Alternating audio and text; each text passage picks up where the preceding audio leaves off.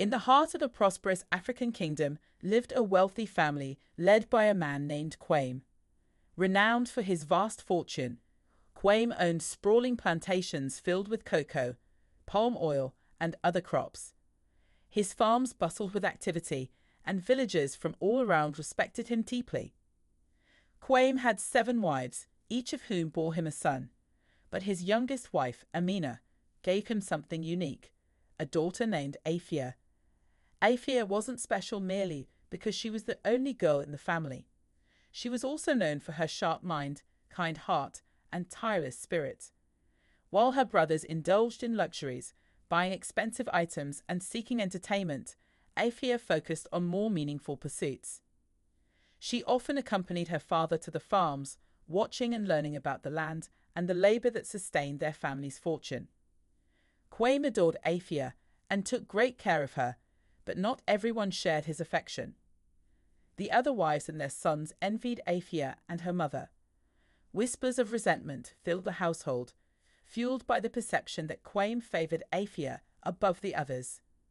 Her brothers, too, harbored jealousy, believing their father loved her more. Yet Afia never let their bitterness trouble her. She remained kind and respectful, even when treated unfairly. Afia found solace in the company of Kwame's trusted farm manager Mosi. A loyal steward who had worked with Kwame for over 20 years, Mosi was like family. He noticed Afia's curiosity and saw something exceptional in her. Unlike her brothers, who squandered their time on frivolous games, Afia eagerly absorbed the lessons Mosi shared. On the farm, Afia discovered the secrets of the earth, how to nurture the soil, when to plant, and the best times to harvest. While her brothers played, she delved deeper into the knowledge that would one day set her apart. Afia's love for the land and her commitment to learning grew with each passing season. Kwame often marveled at his daughter's determination. Unlike her brothers, Afia cared little for the extravagant lifestyle her family enjoyed. She spent hours listening to her father's stories about the cycles of the seasons and the delicate balance of nature. She understood what her brothers did not, that true wealth lay not in gold or jewels, but in the wisdom and experience her father had cultivated over a lifetime. But tragedy struck. Kwame, beloved by all, fell gravely ill. Despite the prayers of his family and the efforts of healers, he passed away. The kingdom mourned his loss, and villagers spoke of his generosity and the legacy he left behind. When it came time to divide Kwame's wealth, the family gathered to hear his final wishes. To their astonishment, the will revealed an unexpected twist. Kwame had entrusted everything, his farms, his servants, his riches, and even his homes, to Mosi, the loyal manager. The family was stunned. However, Kwame had left his children one final lesson. He decreed that each child could select only one item from his vast fortune. The eldest son would choose first, and the rest would follow in order, with Afia as the youngest picking last. The sons, long accustomed to their father's wealth, now faced a dilemma. As her brothers squabbled over riches and property, Afia felt no desire for material wealth. Her heart was heavy with grief for her father, and she found herself torn over what to choose. She knew her choice would shape her future, but as the last in line, she had little left to claim. The day of her decision loomed, and though Afia was uncertain of her path, she held on to one guiding thought, her father's wisdom. What she would choose, no one could predict. But her decision would change not only her life, but the destiny of the entire family. The village waited eagerly to see what each of Kwame's children would choose, especially Afia. That night, as the sons and their mothers debated over land, gold, and wealth, Afia sat quietly, lost in thought. While they sought material riches, Afia realized her true inheritance wasn't in possessions, but something far more profound. She stood at a crossroads, knowing her decision could change her life forever. The sons, who had always lived in the comfort of their father's wealth, now faced a challenge they'd never encountered before. One by one, they made their choices.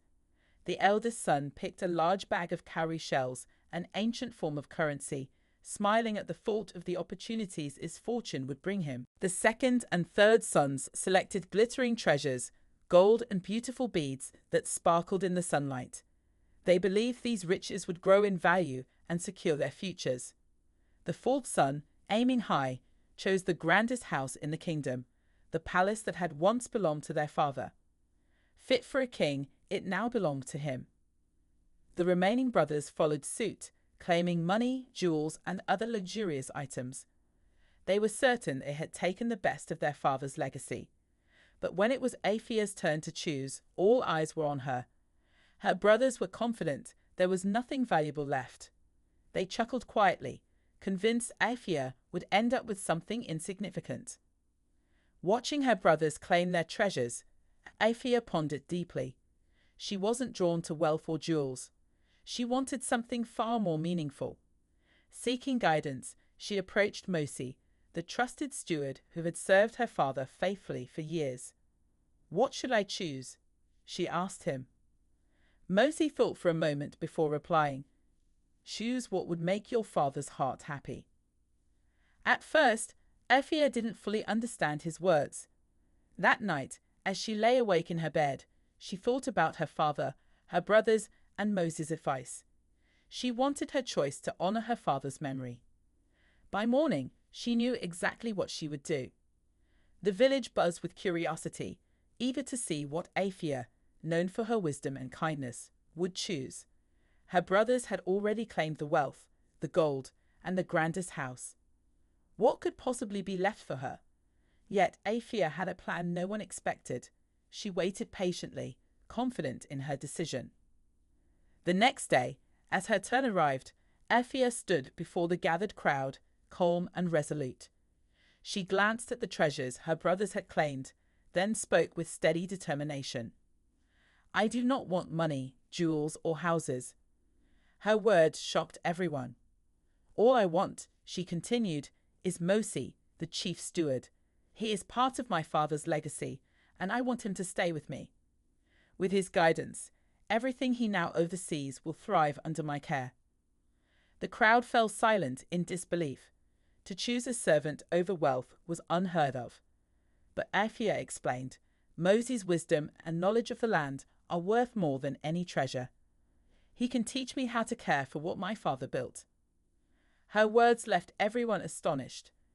By choosing Mosi, Afia had effectively inherited everything her father had entrusted to him: the farms, the resources, and the labor of those who worked the land.